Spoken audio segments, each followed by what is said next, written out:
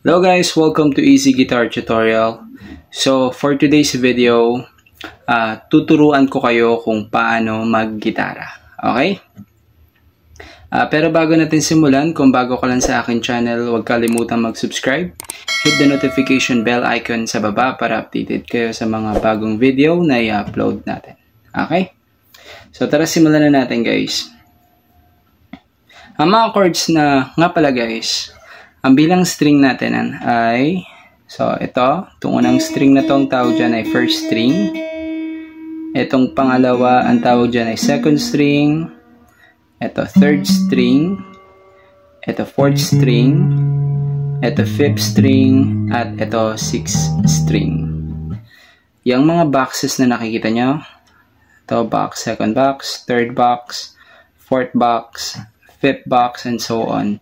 Yung mga boxes na yun guys, ang tawag dyan ay fret. So first fret, second fret, third fret, fourth fret, and so on. Okay?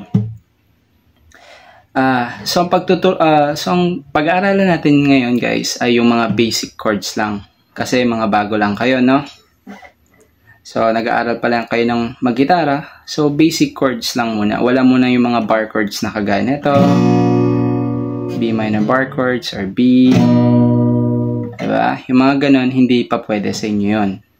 Since nag-aaral pa lang kayo, or ngayon ko pa lang, or kung ngayon pa lang kayo nagsisimula, ang pag-aralan nyo muna ay yung mga basic chords. So, yun yung ituturo natin today. So, simulan natin sa chord A, okay? So, itong basic chord na to, ang tawag dyan ay A. Okay, so A. Para sa A guys, dito sa second fret, itong pinky mo, ilalagay mo sa second string. Okay. Ring finger mo, itong daliring to, dito sa sa third string. So, meron na tayong first, second string, yung pinky, ring finger mo sa third string, middle finger mo sa fourth string. Yan. So, yun yung ating A. Ayan. Okay. So, sunod yung chord C. So, yung chord C natin guys, ganito lang. So, yung chord C, index mo, lalagay mo dito sa first fret, dito sa second string. Middle finger mo dito sa dito sa fourth string. Ring finger mo dito sa fifth string. So, ayan. Second string, middle finger, fourth string, ring finger, fifth string. C. Okay? And then, punta naman tayo sa basic chord na D. So, yun yung D. So, paano yan guys? Middle finger nyo dito sa first string, dito sa second fret, dito sa first string. Index nyo dito sa dito nyo ilalagay itong index nyo sa third string, itong ring finger nyo dito sa second string. Yan. So, yan yung D. Ito dito, ito dito, ito dito. Okay. And then, sunod dyan ay yung chord na E. Okay. Basic chord na E. So, index mo dito sa third string, dito sa first fret. Middle finger mo dito sa second fret, dito sa fifth string. Ring finger mo dito sa second fret ulit ng fourth string. Ayan. So, ayan siya. Ito dito. Ito dito. Ito dito. Ayan yung E. Okay? And then, pupunta ka ng G. So, sunod na chord natin, yung last na chord na ituturo ko sa inyo ay yung chord na G. So, yung G guys, ganito. Itong pinky mo dito sa first string, dito sa second fret, sa third fret pala. Ring finger mo dito sa second string, sa third fret ulit. Middle finger mo sa third fret ulit dito sa sixth string. Index mo, ito, dito sa 2nd fret naman, sa hilerang to, dito sa 5th string. So, ayan siya. Okay. So, yun yung ating G. Ito dito, ito dito, ito dito, ito dito. So, yun yung mga chords natin. Mga basic chords natin, no? Ngayon, since mga bago lang kayo guys, or nag-aaral pa lang kayo, ang strumming pattern na bagay sa inyo na pag-aralan nyo is yung down strum lang muna. Yung down, down, down, down. Puro down strum lang muna kayo. Kung nagsisimula pa lang kayo, puro down strum lang. I suggest. Okay? Tawag dito. So tara guys, practicein na natin yung mga chords na mga tinuro ko sa inyo, no? So practice number 1. So practicein natin yung chord na A. So yung A again guys, ito dito, 2nd string, ring finger mo dito. 3rd string, middle finger mo sa 4th string. A. And then yung C. So index mo dito sa 2nd string, middle finger mo sa 4th string, ring finger mo sa 5th string. So ayan. So practice number 1, A at C. Okay? So 4 times natin uulit-ulitin yung mga chords na yon. And then ang strumming pattern natin, ang count natin ay 5 down. Okay, kada chord. So ganito. 1, 2, 3, 4, 5. Tapos lipat tayo. 1, 2, 3, 4, 5. So, ganun. Bale, gagawin natin siya ng 5 times each. Okay? So, game. Practice number 1. 2, 3, 4, 5. Punta tayo ng C. Ayan. 1, 2, 3, 4, 5. Balik tayo. A. 1, 2, 3, 4, 5. Balik tayo ng C. 1, 2, 3, 4, 5. Ayan, pangalawa na siya, no? Pangatlo. 1, 2, 3, 4, 5. Balik tayo.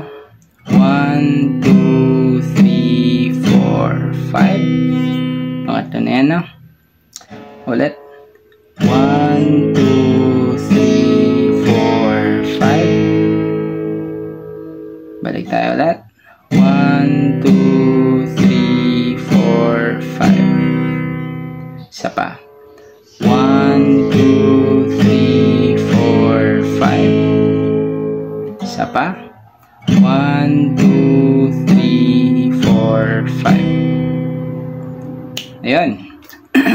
Punta naman tayo sa practice number 2. Ganun ulit guys. 5 times each chords. 5 times din yung strum na down. So, ang mga chords natin ay D. So, again, yung D, middle finger mo sa 1st string, index mo sa 3rd, ring finger mo sa 2nd string. So, ayan siya. Ito dito, ito dito, ito dito. And then E. So, again, yung E, index mo dito sa 3rd string, middle finger sa 5th string, ring finger sa 4th string. So, ito dito, ito dito, ito dito. Ayan. So, 5 times each chord, 5 times the down strum. Okay? Game. D. 1, 2, 3, 4, 5. Lipat. 1, 2, 3, 4, 5. 1, 2, 3, 4, 5. Balik. 1, 2, 3, 4, 5. Ulit. 1, 2, 3, 4, 5. Balik. 1, 2, 3, 4, 5. Okay? 1, 2, 3, 4, 5. Baliktad. 1, 2, 3, 4, 5. Isa pa. 1, 2, 3, 4, 5. Baliktad. 1, 2, 3, 4, 5. Okay, so yun. Tapos na tayo sa practice number 2. And yung last, practice number 3 guys, yung E ulit. So naturo ko na yan. So ito dito, ito dito, at ito dito. So E. And then yung G. So ayan yung G. Ulitin natin. So G dito sa pinky sa first string, ring finger sa second, middle finger sa 6, index sa 5th string. So, practicein natin yung E tsaka G. Okay, practice number 3. Ganun ulit. 5 times yung each chords, 5 times din yung down strum. Okay? Okay. 1, 2, 3, 4, 5. 1, 2, 3, 4, 5. Isa pa. 1, 2, 3, 4, 5. Balik ulit.